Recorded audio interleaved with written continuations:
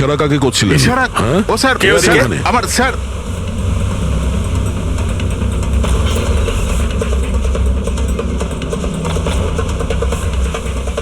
এই এই এই, দাঁড়া।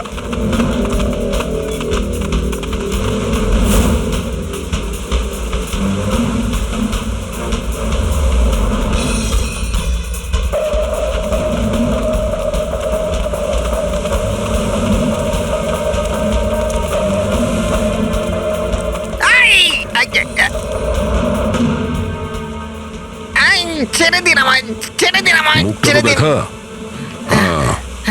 তুমি তুমি মল্লিকাকে মারতে চেয়েছিলে, হ্যাঁ? আর রতনকে মারার জন্য বেদান্ত ম্যানসনে ঢুকে গেছিলে, তাই তো? এই আবার যাবো। আর ওখান থেকে পালিয়ে এখানে চলে এসছো লুকানোর জন্য? না কেন করেছো তুমি এটা, বলো? না না স্যার, আমি আমি কাউকে খুন করিনি। আমি লুকোনোর জন্য পালাচ্ছি না, আমার প্রাণ বাঁচানোর জন্য পালাচ্ছিলাম। আচ্ছা, রতন মরে যাওয়ার পর আমাকে এখানে আসতেই হলো। আপনারা এখনো বুঝতে পারলেন না? ওই মল্লিকা পুরোপুরি পাগল। ও মল্লিকা বিপদে নেই, দিয়া নিজেই বিপদ। কি বাজে কথা বলছো? হ্যাঁ, ওই বেচারি তো অসুস্থ, আর তুমি ওকে সবসময় বিরক্ত করছিলে। না স্যার, ওই মেয়েটা আপনাদের বোকা বানাচ্ছে। বোটে কি হয়েছিল আমি আপনাকে জানাচ্ছি। ওই দিন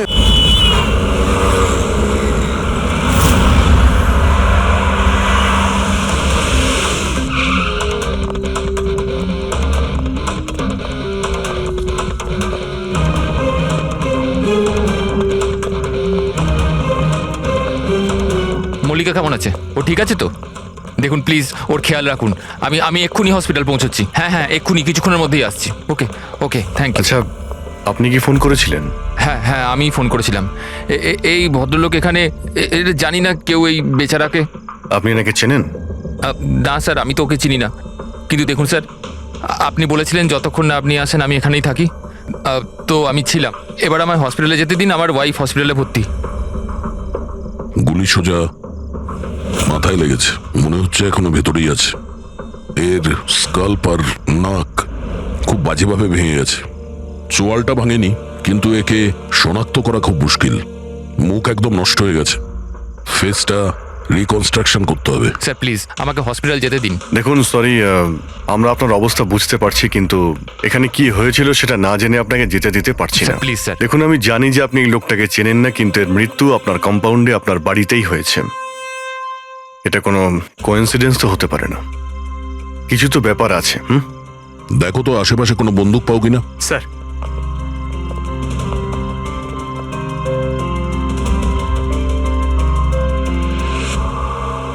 ভাই ভাই, ইউ ডোন্ট ওয়ারি, আমি খবর নিয়েছি, বৌদি একদম ঠিক আছে হসপিটালে। স্যার, এ আমার বোন শায়লা। রিসেপশনের পুরো ফাংশনটা এই অর্গানাইজ করেছিল। হ্যাঁ স্যার, আমরা সবাই ফাংশনে বিজি ছিলাম, তখনই গুলি চালানোর আওয়াজ শুনতে পেলাম আমরা। তার আগে কি কি হয়েছিল আমি আপনাকে বলছি। স্যার, দুদিন আগেই আমার বিয়ে হয়েছে মল্লিকার সাথে, আর আজকে ছিল রিসেপশন। সব কিছু ঠিকঠাক চলছিল। মল্লিকা আমার সকল বন্ধুদের সাথে, সব কালিগদের সাথে আলাপ করছিল। হ্যাঁ, কিছু লোক ছিল যাদের মল্লিকাকে নিয়ে প্রবলেম হচ্ছিল, কারণ ওরা ভাবছিল মল্লিকা আমার স্টেটাসের সমান নয়। বেদান্ত এই মেয়েটাকে বিয়ে করেছে, আর কোনো মেয়ে পেল না? কমসে কম কোনো নিজের স্ট্যাটাসের মেয়েকে নিয়ে আসতো। জানি না কোন বস্তি থেকে নিয়ে এসেছে একে। আই এম শিওর যে এই একে ফাঁসিয়েছে। কিন্তু আমার এইসব কথায় না তো কোনো সমস্যা হয়েছে, না তো হবে। হঠাৎ আমি দুজনকে পার্টিতে আসতে দেখলাম, একটা লোক এবং একজন মহিলা, হাতে ক্যামেরা, গলায় আইডি কার্ড। আমি ভাবলাম হবে হয়তো কোনো রিপোর্টার। তারপর মল্লিকার সাথে কথা বলা শুরু করলো। কে জানে কি জিজ্ঞেস করছিল ওকে, কিন্তু মল্লিকা ওদের কথা শুনে যেন বিচলিত হচ্ছিল। ও ভেতরে চলে গেল। আমি ভাবলাম আমি গিয়ে ওকে আটকাই। আমি রিপোর্টারগুলোর পিছু নিতেই যাচ্ছিলাম কি কেউ একজন আমায় ডাকলো। ওর কয়েক মিনিট বাদেই গুলি চলার আওয়াজটা এলো, আর আমরা সবাই ছুটে বাইরে বেরিয়ে এলাম। আপনারা পেছনে থাকুন, পেছনে সরে যান। সরুন সরুন। আর তারপরেই আমি আপনাকে ফোন করলাম, আর মল্লিকাকে হসপিটাল নিয়ে যাওয়া হলো। আচ্ছা, ওই যে দুটো রিপোর্টার এসেছিল পার্টিতে, ওরা কি কথা বলছিল কিছু শুনেছো তোমরা? আগে না স্যার। আগে হ্যাঁ, আমি শুনেছিলাম কথা বলতে। আমি তো এখানেই দাঁড়িয়েছিলাম, আমার বন্ধুর সাথে কথা বলছিলাম। রিপোর্টারের নাম পামেলা আর করণ, আর ওরা বম্বে ক্রনিকল টাইমসের ছিল। গুড, এ তো খুব ভালো কথা। আর কিছু শুনেছিলেন? আপনার সঙ্গে কোনো কথা বলেছিল ওরা? না না, ওরা মালিকাকে জানি না কেমন অদ্ভুত অদ্ভুত প্রশ্ন করছিল। তুমি কখনো বোট ব্লাস্টের ব্যাপারে শুনেছো? তুমি নিশ্চয়ই বোটে বন্দুক সহ একজন মানুষকে দেখেছো। নো প্রবলেম, আমি নিজেই খুঁজে নেব। বেচারি মালিকা খুব ঘাবড়ে গেছিল আর ভেতরে চলে গেল। আর কিছুক্ষণ পরে গুলির আওয়াজ পাওয়া গেল। এরকম পাগল রিপোর্টার আমরা অনেক দেখেছি, আর আপনারাও খুব ভালোভাবে জানেন যে কোনো কারণ ছাড়া কোনো রিপোর্টার এরকম ফালতু প্রশ্ন করবে না। তো তোমার কি মনে হচ্ছে ওরা দুজন কোনো রিপোর্টার ছিল না? হতে পারে। ওরা যখন ভেতরে ঢুকেছিল তখন তোমরা গেটের সামনে ডিউটি করছিলে, তো ওদের দেখেছিলে তোমরা? গেটের বাইরে সিসিটিভি ক্যামেরা লাগানো আছে, নিশ্চয়ই ভেতরে আসলে দেখা যাবে। স্যার ওদের এন্ট্রি রেজিস্টারেও আছে, যদি আপনি বলেন তো নিয়ে আসবো। এতে বলার কি আছে, তাড়াতাড়ি গিয়ে নিয়ে এসো, যাও তাড়াতাড়ি। অভিজিৎ, এই লোকটার পকেটে না কোনো আইডি আছে না কোনো মোবাইল আছে, পকেট খালি। আর দ্বিতীয় কথা হলো এর মাথায় গুলি লেগেছে পেছন থেকে, আর ডাইরেকশন দেখে মনে হচ্ছে যে গুলি ভেতর থেকে চলেছে। সব জায়গা খুঁজে নিয়েছি স্যার, কোথাও কিচ্ছু নেই। আর স্যার বন্দুকটাও সে বাড়িতে রেখে যায়নি, যদি বাড়িতে রেখে যেত হয়তো সবাই ভয় পেয়ে যেত। কিন্তু এরকম তো কোনো ব্যাপার নয় স্যার, আমাদের বাড়িতে তো অনেক রকম বন্দুক আছে। কি বলছেন, বাড়িতে? হ্যাঁ, কারণ দাদা তো গানসের ডিলার না। আপনি যেটা বলেননি যে আপনি বন্দুকের ডিলার? হ্যাঁ, কোথায় রাখেন আপনার এই গান? চলুন দেখান। আর হ্যাঁ, পার্টিতে আপনি যে যে গেস্টকে ইনভাইট করেছিলেন তাদের লিস্টটা আমরা চাই। হ্যাঁ, এক্সকিউজ মি। হ্যালো, কি? হ্যাঁ হ্যাঁ, আমি আমি আমি এক্ষুনি আসছি। ঠিক আছে, আমি আসছি। আমরাও যাব আপনার সাথে আপনার ওয়াইফের সঙ্গে দেখা করতে। হতে পারে এই খুনের সঙ্গে তার অজ্ঞান হয়ে যাওয়ার কোনো না কোনো রিলেশন আছে। মল্লিকার আগের জীবনটা পুরো সাদা, একদম ফাঁকা। ইনফ্যাক্ট যে হসপিটালে আমি ট্রাস্টি, মল্লিকা ওখানকার একটা পেশেন্ট ছিল। ওর অ্যাক্সিডেন্ট হয়েছিল আর শকের জন্য ওর সমস্ত স্মৃতিশক্তি চলে গেছিল। ও কে, কোথা থেকে এসছে, ওর সাথে কি হয়েছে ওর কিচ্ছু মনে ছিল না। ওর তো নিজের নামটাও মনে ছিল না। মল্লিকা নামটা আমরা দিয়েছিলাম। আমি যখন ওর সাথে দেখা করলাম তো খুব বিচলিত ছিল, খুব ভয়ের মধ্যে ছিল। কিন্তু ধীরে ধীরে আমি ওকে আশ্বাস দিলাম যে সব কিছু ঠিক হয়ে যাবে। আর এইভাবে মেলামেশা করতে করতে আমার ওকে ভালো লাগতে শুরু করলো। ওর আগের জীবনটা নিয়ে আমার কোনো মাথা ব্যথা ছিল না স্যার, এই জন্য আমি ওকে বিয়ের প্রস্তাব দিলাম। কিন্তু স্যার যবে থেকে মল্লিকা আমার জীবনে এসছে, ওর জীবনটা বিপদের মধ্যে পড়ে গেছে। তার মানে কি বলতে চাইছেন আপনি? স্যার আগের সপ্তাহে আমরা সিটি স্কোয়ার মলে গেছিলাম। বিয়ের প্রস্তুতি একদম জোর কদমে চলছিল।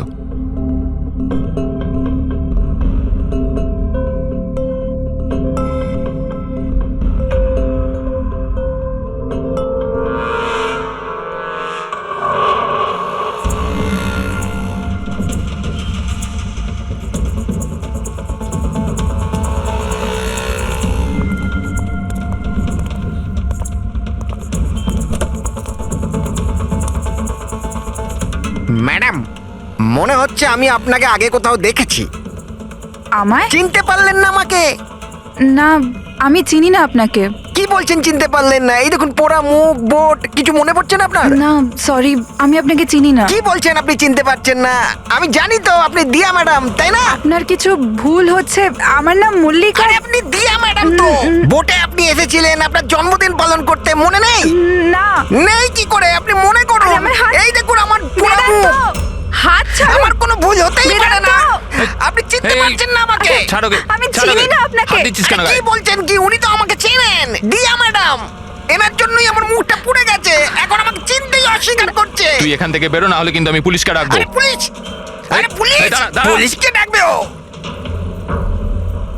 কিছু হয়নি, ইটস অল রাইট। চলো তুমি গাড়িতে বসো। সেই লোকটা আর কোনোদিন সামনে এসেছিল? না স্যার, কিন্তু ওর দুদিন পরে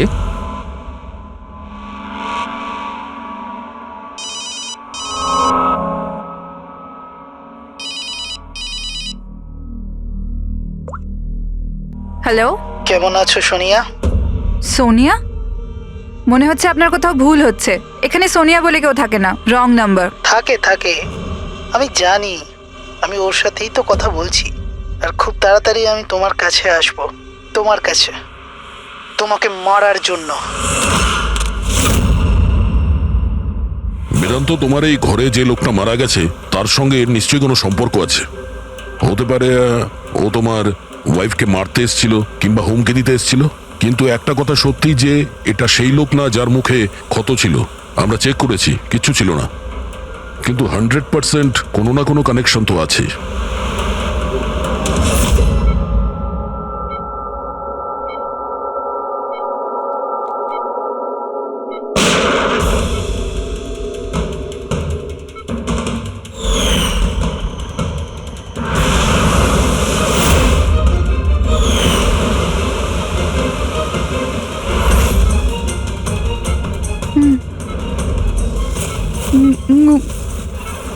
গুলি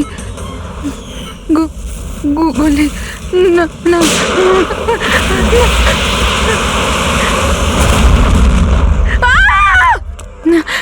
না, ইনজেকশন। না, কাম ডাউন, কাম ডাউন। আমাকে ছেড়ে দাও, আমি কিছু করিনি, ছেড়ে দাও। Mallika, are you alright? Relax, তুমি হসপিটালে আছো, একদম সেফ আছো। মল্লিকা, মল্লিকা, মল্লিকা, কেমন আছো তুমি? হ্যাঁ, ও গড, কেমন, ঠিক আছো তো তুমি? ঠিক আছো?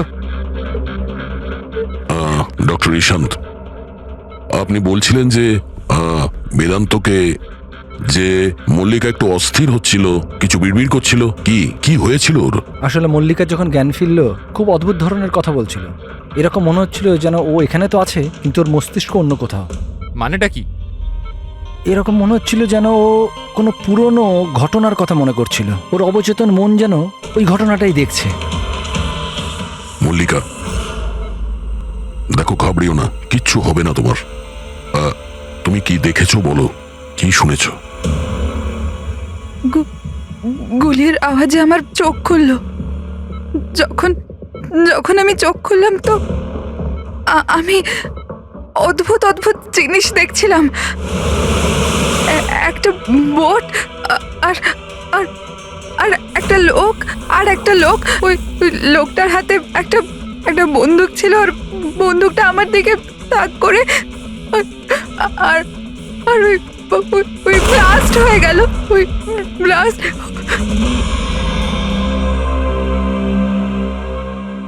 ডাক্তারবাবু, এমনটা তো নয় যে মেডিকেশনের জন্য ওর হ্যালুসিনেশন হচ্ছে? কারণ আমি কখনো ওকে কোনো বোটে নিয়েই যাইনি, তো জানি না, বুঝতে পারছি না তো আমি কিছু। ভালো হতে পারে যে তোমার সঙ্গে দেখা হওয়ার আগে কোনো বোটে গেছিল। হ্যাঁ, তবে তুমি তো বলেছিলে না যে তুমি যখন ওর সঙ্গে দেখা করেছিলে ওর আগের জীবনের কথা কিছু মনেই ছিল না? এক্স্যাক্টলি, এরকম মনে হচ্ছিল যেন ওর কোনো পুরনো ঘটনা বা ওর জীবনের কোনো মুহূর্ত ওর মস্তিষ্কে নাড়া দিচ্ছে। ডাক্তারবাবু, আপনি তাহলে বলতে চাইছেন যে এটাও মল্লিকার জীবনের গল্পের একটা অংশ? হতে পারে সেটা। আমাদের সাবকনসিয়াস মাইন্ড কখনো কখনো কোনো ঘটনাকে, ওর মেমোরিকে মনের মধ্যে আঁকড়ে ধরে রাখে। আর ওই ঘটনার সঙ্গে সম্পর্কিত কোনো ঘটনা বা জিনিস সামনে আসে, তাহলে ওই ঘটনাটা আবার পুনরায় মনে আসে। বেদান্ত, মনে হচ্ছে তোমার ভয় ঠিকই ছিল। মল্লিকার জীবনের ঝুঁকি আছে। ওই লোকটা যে তোমার বাড়িতে মারা গেছে ওই ষড়যন্ত্রের সঙ্গে যুক্ত আছে। কিন্তু এটা আপনি কিভাবে বলতে পারেন? সেই কারণেই তো করোনার পামেলা মল্লিকাকে উল্টোপাল্টা প্রশ্ন করছিল যে তুমি কখনো কোনো বোটে চেপেছো কিনা, কিংবা কোনো লোককে বন্দুক হাতে দেখেছো কিনা। এই কেস একটা অন্যের সঙ্গে যুক্ত। প্রথমে তো এটা জানতে হবে বেদান্তর ঘরে ওই গুলিটা চালিয়েছে কে।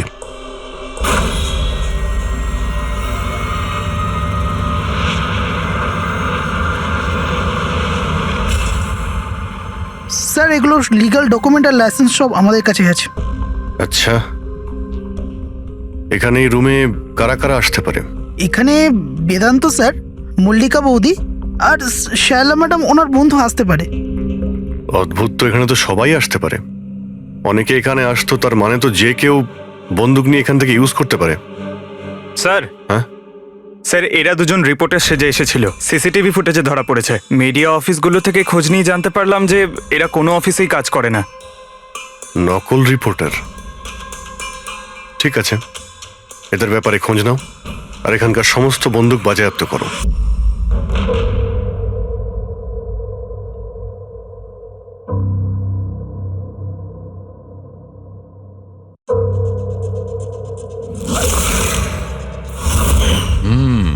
থ্যাংক গড এর চোয়ালের হাড়গুলো আর চিক বোনটা ঠিক আছে, নাহলে মুখটা তৈরি করা খুব মুশকিল হয়ে যেত।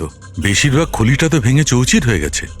যাই হোক, এই হাড়গুলো দিয়ে তো মুখটা বানানো যেতে পারে।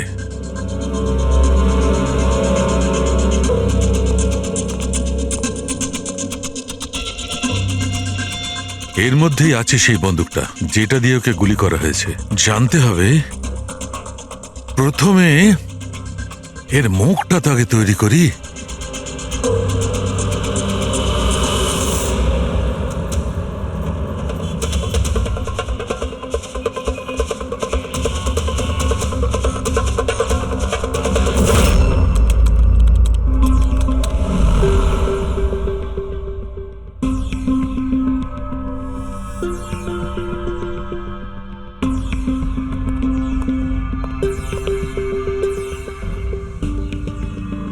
মল্লিকার কাছে যে সোনিয়ার নাম করে হুমকি দেওয়া ফোন আসছিল, সেটা পিসিও থেকে আসছিল, সেখান থেকে খুঁজে বের করা খুব মুশকিল।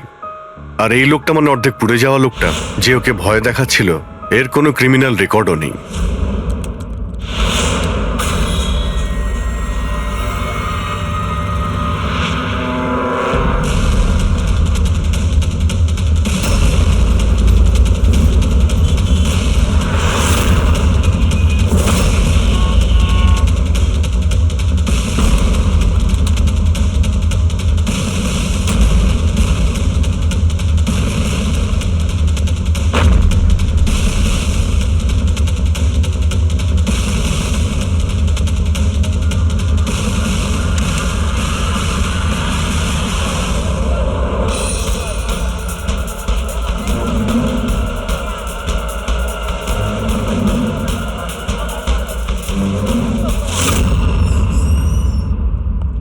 শুনুন, আগে বলুন। দেখুন আমরা সিআইডি থেকে আসছি। সিআইডি? আমি আপনার কি হেল্প করতে পারি? এক মিনিট, একবার এই ফটোটা দেখুন। এরা কি কোনোদিন আপনার কাছ থেকে ক্যামেরা আর মাইক ভাড়া করে নিয়ে গেছিল এই 48 ঘন্টার ভেতরে? এক মিনিট দাঁড়ান, আমি চেক করে আপনাদের বলছি। আমি এক্ষুনি আসছি।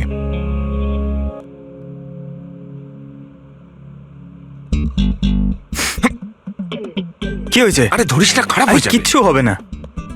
আরে ওগুলো তো দেওয়ালে এমনি টাঙানো রয়েছে। কি ফ্রেডি স্যার? আগে হ্যাঁ, এ করণ আর পামেলা এরা 48 ঘন্টা আগে আমাদের এখান থেকেই মাইক আর ক্যামেরা ভাড়া করেছিল।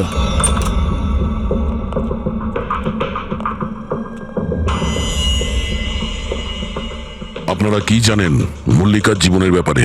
সত্যি কথা বলুন। স্যার, আমি আর আমার স্ত্রী থিয়েটার অ্যাক্টার্স। শায়লা আসলে আমাদের ফিনান্সিয়ালি অনেক উপকার করেছে। তো হি ইজ রাইট স্যার। আসলে আমাদের বলা হয়েছিল যে মল্লিকাকে অদ্ভুত অদ্ভুত প্রশ্ন করতে। আমরা তো শুধু ওটাই করেছি। বিশ্বাস করুন, আমরা এটা ছাড়া আর কিচ্ছু জানি না। প্লিজ আমাদের ওপর বিশ্বাস করুন। হেই, শায়লা এরকম কেন করবে? এমন কিছু তো আছে মল্লিকার গত জীবনের ব্যাপারে, যে ওই মেয়েটা জানে আর আমাদের কাছে লুকোচ্ছে।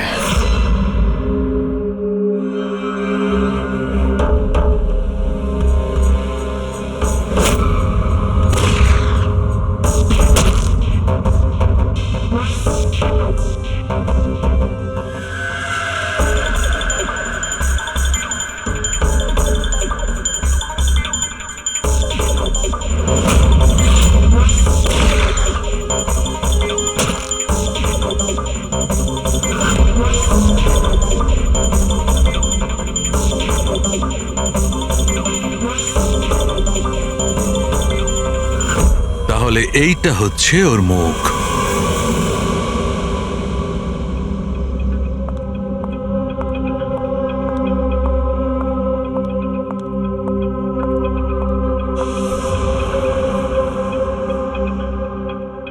আপনারা এখানে? দাদা বৌদি তো নেই বাড়িতে, ওরা হসপিটালে গেছে চেক আপের জন্য। হ্যাঁ সেটা আমরা জানি, ওনাদের সাথে নয়, আমরা তোমার সাথে কথা বলতে চাই।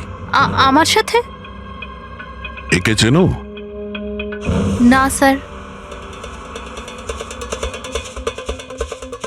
আর এদের চেনো? না স্যার।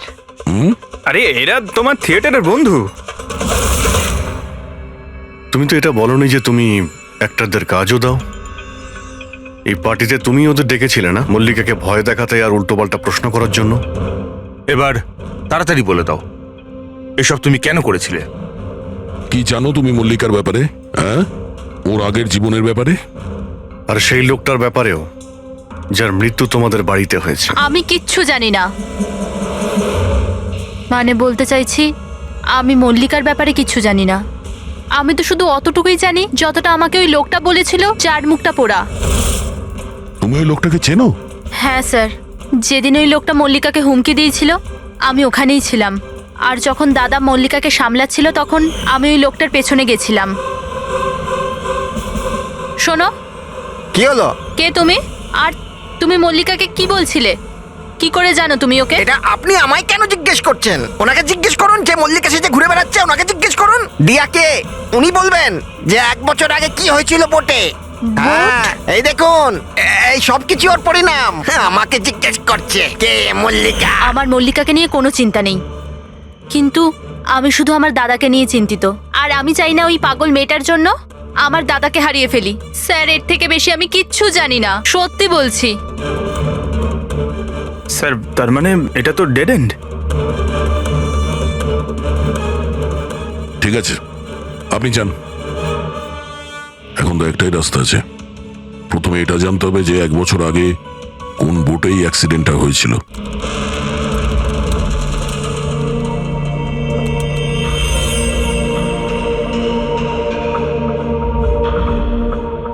এমন যতগুলো কেস হয়েছে সব কটা দেখো 10 মাস থেকে 1 বছরের মধ্যে।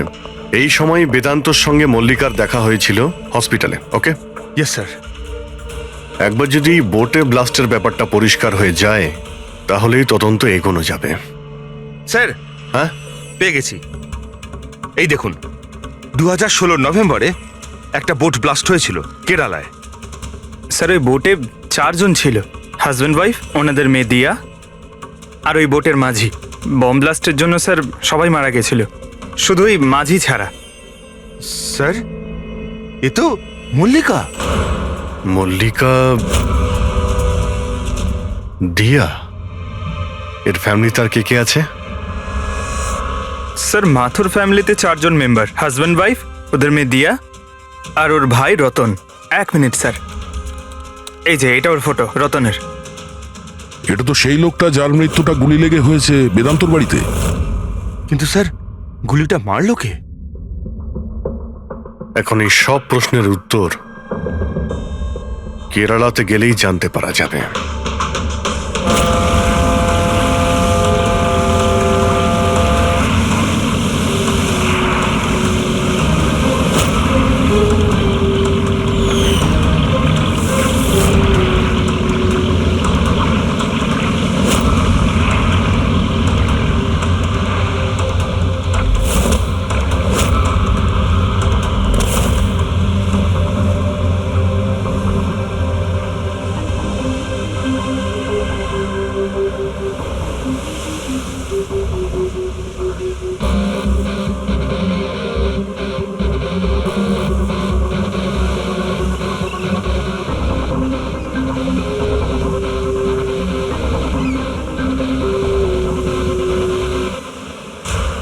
এই জালটাকে ভালো করে ধুতে হবে। সুব্রমণিয়াম, ভালো করে দড়ি দিয়ে বাঁধো। আগে আপনি সুব্রমণিয়াম? হ্যাঁ। সিআইডি, মুম্বাই। 1 বছর আগে ডিসেম্বর 2016-তে আপনার বোটে ব্লাস্ট হয়েছিল, সেই ব্যাপারে জানতে এসেছি। তাতে একজন পুরুষ আর একজন মহিলা মারা গেছিল, আর ওর মেয়েটা হারিয়ে যায়। আপনার বোটের মাঝিও তো ছিল ওতে। মাঝি? হ্যাঁ, আপনার বোটের মাঝি তো ওই বোটেই ছিল। হ্যাঁ স্যার, মাঝিও ছিল। প্রচুর লোকসান হয়ে গিয়েছিল আমার। 3 জন লোকের ফ্যামিলি এসেছিল, ভাড়া নিয়েছিল আমার নৌকোটাকে। ওদের ওই আইল্যান্ডে যাওয়ার কথা ছিল, নিজের বাংলোতে। স্যার, হঠাৎ ব্লাস্ট হয়ে গেল, সব শেষ। আমার নৌকোটাও, আমার আমার মাঝিটাও, ও বেচারাও খুব কষ্ট পেয়েছিল, অর্ধেক মুখ জ্বলে গিয়েছিল ওর। আচ্ছা, এই কান্তকে এখন কোথায় পাওয়া যাবে? এখন বলতে পারবো না স্যার, আমি জানি না ও কোথায় থাকে এখন।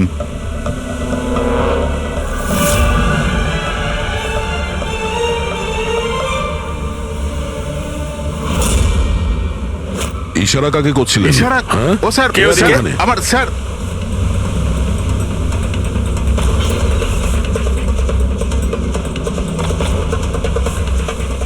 এই এই এই, দাঁড়া।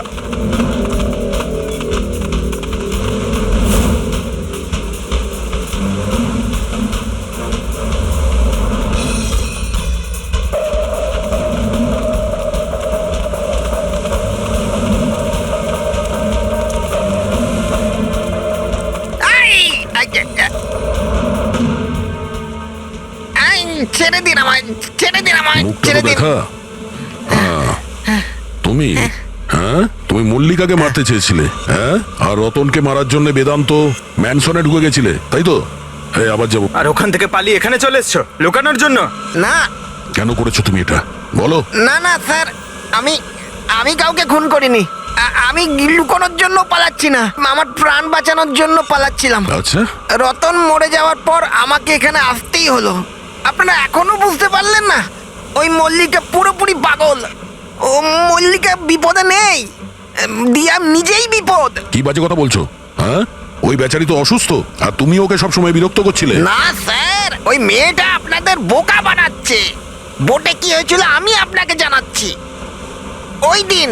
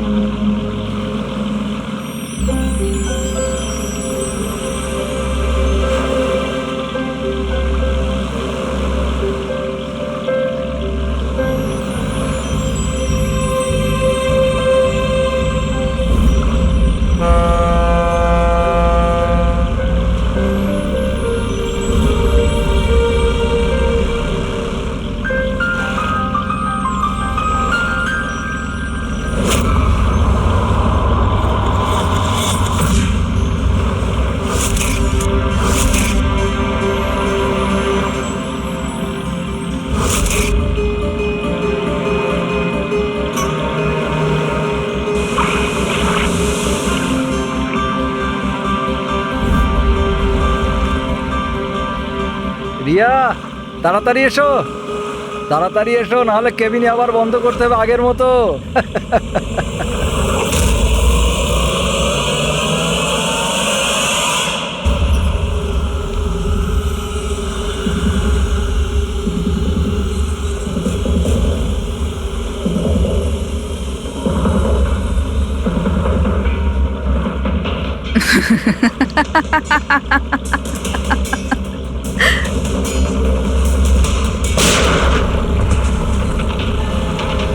এটা আপনি কি করলেন? নিজের বাবা মাকে মেরে ফেললেন। দিয়া ম্যাডাম, এটা আপনি কি করলেন? কে দিয়া ম্যাম? আমার নাম সোনিয়া। সোনিয়া দুজনকে কোনো দিন ছাড়ে না। এক, যে ওকে ঘরে বন্দি করে। দ্বিতীয়, যে ওকে খারাপ কাজ করতে দেখে আমাকে নেয়। মারবেন না।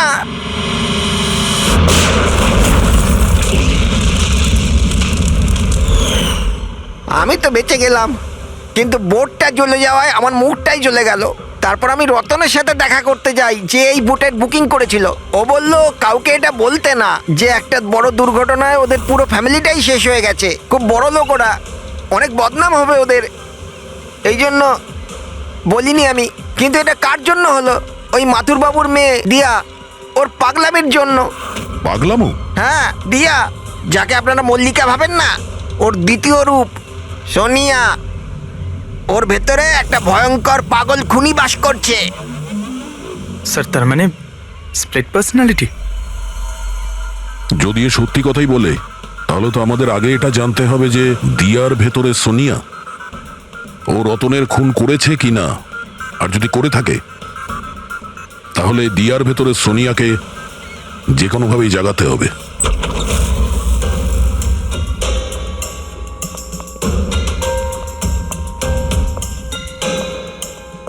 মিস্টার বেদান্ত, আপনি কিছুক্ষণের জন্য এখান থেকে চলে যান তো। আরে কিন্তু আপনারা এইসব করছেনটা কি?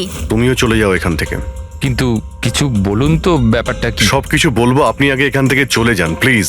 যান যান বাইরে। যান, তুমিও যাও। না না, আপনি না, আপনি ওখানে বসুন। স্যার, আপনি বসুন ওখানে। বেদান্ত, চলুন বসুন ওখানে। কি হয়েছে স্যার? সব ঠিক আছে? কিছু হয়নি, এবার হবে।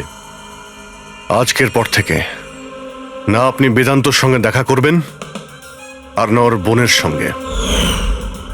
শুধুমাত্র এদের দুজনের সঙ্গেই না, তুমি কারোর সঙ্গে দেখা করবে না। হ্যাঁ, কিন্তু কিন্তু কিন্তু বাদ দাও। একটা কথা পরিষ্কার করে শুনে রাখো সোনিয়া, না তুমি কারোর সঙ্গে দেখা করবে, আর না কারোর সঙ্গে কথা বলবে। আর আমাদের পারমিশন ছাড়া তুমি এই বাড়ি থেকে এক পাও বাইরে রাখবে না। এই বাড়িতে তুমি বন্দি। সোনিয়া, কেন কেন কেন যাব না? যাব, নিশ্চয়ই যাব। যাব। এইভাবে কথা বলবে না, আমি যাবই। তুমি কোথাও যাবে না। তুমি এইভাবে কথা বলবে না। বাইরে যাওয়া তো দূরের কথা, এই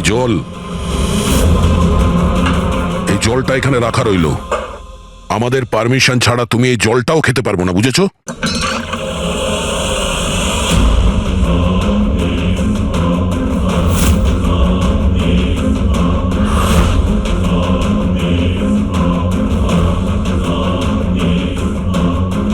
তুই আটকাবি আমাকে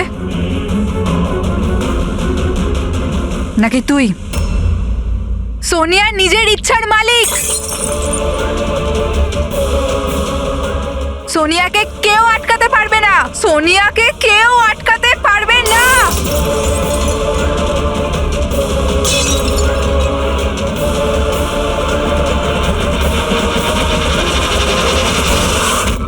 কাউকে ছাড়বো না, কাউকে ছাড়বো না আমি। ছাড়ো, ছাড়ো, ছাড়ো। চুপ করে বসো। না, না, কিচ্ছু করতে পারবে না তোমরা, কিচ্ছু করতে পারবে না। সোনিয়া থাকতে দিয়ার কেউ কিচ্ছু করতে পারবে না, কিচ্ছু করতে পারবে না।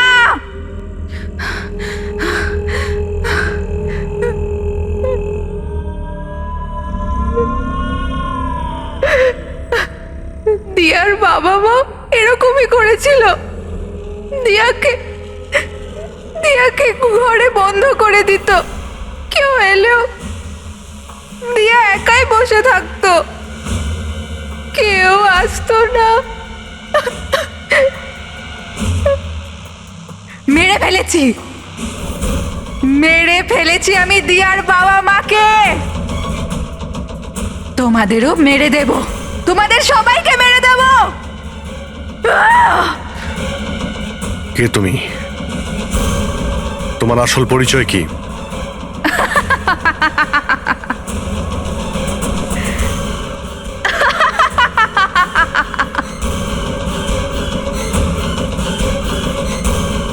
আমি কে? আমি দিয়া। আমাকে বাঁচাও, আমি দিয়া। প্লিজ আমাকে বাঁচাও, প্লিজ। রতনকে তুমিই মেরেছো না? হ্যাঁ, যাতেও বেদান্ত আর শায়লাকে তোমার আসল পরিচয় না দেয়, তাই তো? এটা কি বলছেন স্যার? রতন এখানে এসেছিল? রতনের ডেথ কি এই বাড়িতেই হয়েছিল? আমার বাড়িতে রতনের ডেথ হয়েছে? ভালো হয়েছে। খুব বিরক্ত করতো আমাকেও। যদি আমি ওকে গুলি মারতে পারতাম কত মজা হতো। সবাই মরে যেত আমারই হাতে, তোমাদের সবাইকে আমি মেরে ফেলবো।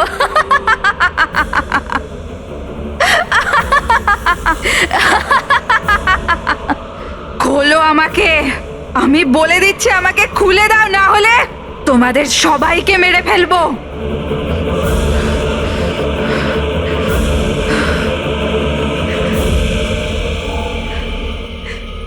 ছেড়ে দাও না দিয়াকে,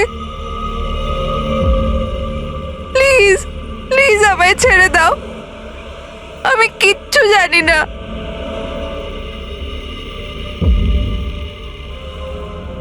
বেদান্ত, বেদান্ত,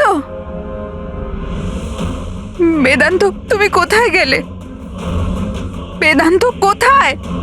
প্লিজ আমাকে এখান থেকে নিয়ে যাও। খুলে দাও, খুলে দাও আমাকে।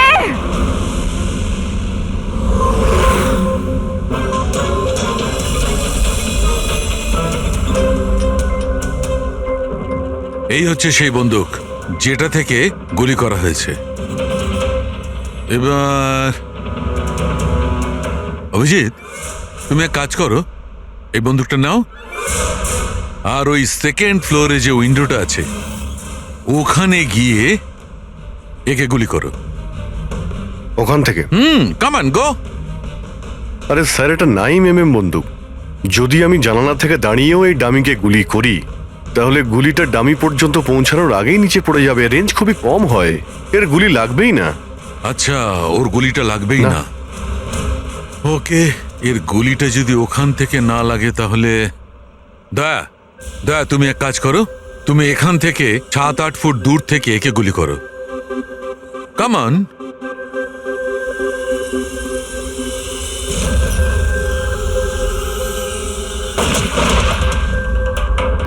আপনি প্রমাণ কি করতে চাইছেন ডক্টর সালুখে? দয়া এটাই যে মল্লিকা বিপজ্জনক হতে পারে, খুনিও হতে পারে, কিন্তু ও নিজের ভাই রতনকে মারেনি। কি বেসিসে তুমি এটা বললে? আমি বলছি, দয়া, যখন তুমি একে গুলি মেরেছ এই গুলিটা সিধে এখানে গিয়ে লেগেছে এর খুলিতে নিচের দিকে। হ্যাঁ, যদি এই গুলিটা সেকেন্ড ফ্লোর থেকে ছোঁড়া হতো তাহলে অভিজিৎ যেমন বলেছে ওই গুলিটা এখানে এসে পৌঁছতোই না, নিচে পড়ে যেত। আর মনে করো যদি ওটা খুব পাওয়ারফুল গান হয়, গুলি একে লেগেও যায়, তাহলে গুলিটা এর ওপর থেকে নিচের দিকে লাগতো, কারণ গুলিটা এইভাবে আসতো এই ওপর থেকে নিচের দিকে। কিন্তু আমি যে ক্ষতটা পেয়েছি ওটা একদম সিধে গেছে, সিধে। সেই জন্য মল্লিকা এই গুলিটা চালায়নি। স্যার, কিন্তু যদি মল্লিকা গুলি না চালায় তাহলে কে চালালো? এই গুলিটা যেই চালিয়ে থাকুক ও এখানেই ছিল, এই গ্রাউন্ড ফ্লোরে, এরই আশেপাশে। তার মানে স্যার ও পার্টিতে উপস্থিত ছিল, আর যখন পার্টিতে ছিল তাহলে পার্টির জামা কাপড় পরেছিল। আর যদিও গুলি চালিয়েই থাকে তাহলে ওর কাপড়ে গান পাউডারও থাকবে। কারেক্ট। বেদান্তর বন্ধু মল্লিকা আর ওর ননদ আর ওই যে দুজন নকল রিপোর্টার ছিল না, ওদের সবার ড্রেস নিয়ে আসো, ওদের না জানিয়ে।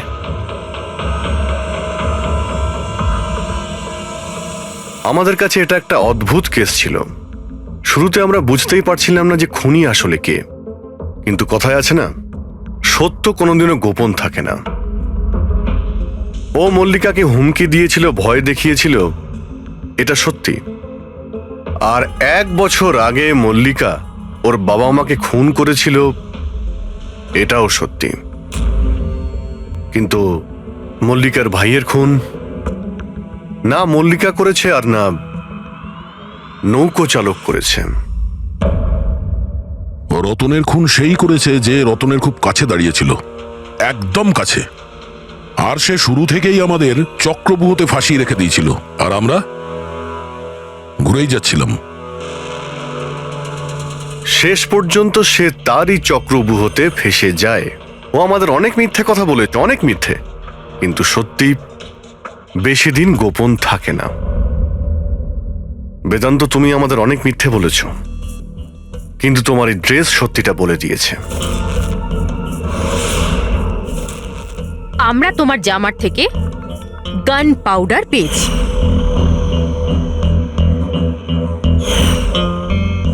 আমি রতনকে গুলি মেরেছিলাম। রিসেপশনের একদিন আগে ওর একটা ফোন এসেছিল, আর ও রিসেপশনের দিনও এখানে এসেছিল। আমি ওর সাথে একা দেখা করতে গেলাম, কি সব উল্টোপাল্টা কথা বলছিল। বলছিল যে মল্লিকার মাথার ঠিক নেই, ওর নাকি ডিসঅ্যাসোসিয়েটিভ ডিসঅর্ডার আছে, স্প্লিট পার্সোনালিটি, জানি না আরও কি সব বলছিল। বলছিল মল্লিকাই নাকি ওর মা বাবাকে মেরেছে, আর ও আমাকেও নাকি মেরে দেবে। খুব রাগ হয়েছিল ওর ওপরে। যখন আমি ওর কথা না শুনে ওকে এখান থেকে বেরিয়ে যেতে বললাম, তো আমাকে ধমকি দিল যে ও নাকি পুলিশে গিয়ে সব কিছু বলে দেবে। ও তো ভয় পাচ্ছিল যাতে মল্লিকা না ওর খুন করে দেয়। তারপরে খুব অদ্ভুত অদ্ভুত কথা বলছিল যে মল্লিকা পাগল হয়ে গেছে, জোরে জোরে চিল্লাতে শুরু করে দিল। বলছিল যে মল্লিকাকে ঘরের ভেতর আটকে রাখো, না হলে সবাইকে মেরে দেবে। আমি ওর কথা শুনলাম না, আর ওকে বললাম যে ও যেন ওখানেই দাঁড়ায়।